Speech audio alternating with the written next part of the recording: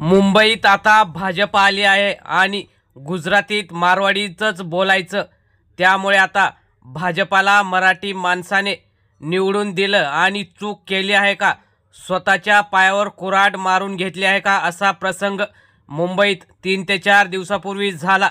आणि मराठी माणूस जर एकत्र आला नाही तर काय होईल अशी चर्चाच रंगली।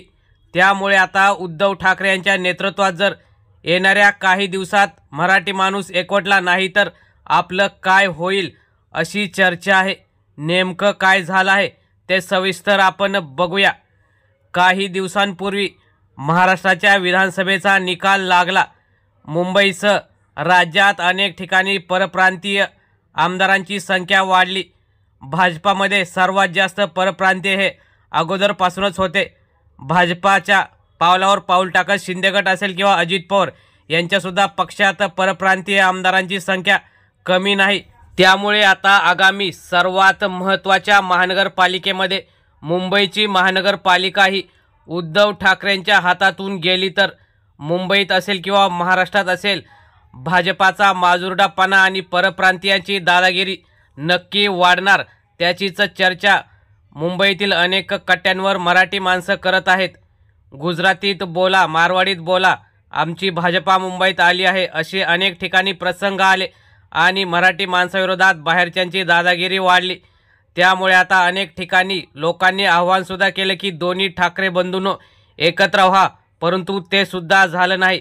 आणि आता 3 ते 4 महिन्यावर असलेल्या या निवडणुकांमध्ये भाजपाने जशी विधानसभेला तयारी केली तशीच आता सुद्धा केली आहे।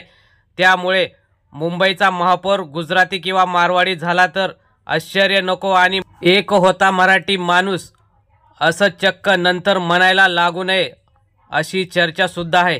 त्यामुळे उद्धव ठाकरे असतील किंवा राज ठाकरे किंवा जे अनेक मराठी माणसासाठी मुंबईत काम करणाऱ्या संघटना आहेत त्या सर्वांनी एकत्र येऊन जर 3 ते 4 महिन्यानंतर येणाऱ्या निवडणुकीत एकत्र राहिले नाही तर पुन्हा एकदा परप्रांतीय भाजपाच्या बाहुलं हे मराठी माणूस बनेल। त्यामुळेच महाराष्ट्रात सुद्धा 26 आमदार हे परप्रांतीय आले आहेत, त्यामध्ये 99% हे भाजपाचेच आहेत।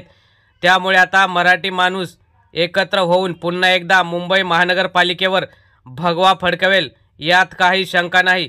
कारण ही अस्तित्वाची लढाई कोणत्या पक्षाची नाही ना कोणत्या संघटनेची, ही लढाई आहे मराठी माणसाच्या अस्तित्वाची। त्या मुंबई महानगरपालिकेवर पुन्हा एकदा शिवसेना प्रमुख बाळासाहेब ठाकरे यांचा भगवा असेल किंवा मराठी माणसाचा झेंडा असेल तो पुन्हा एकदा रोवला जाईल असं दिसतं। मित्रांनो, तुम्हाला काय वाटतं, त्यासाठी काय करावं लागेल?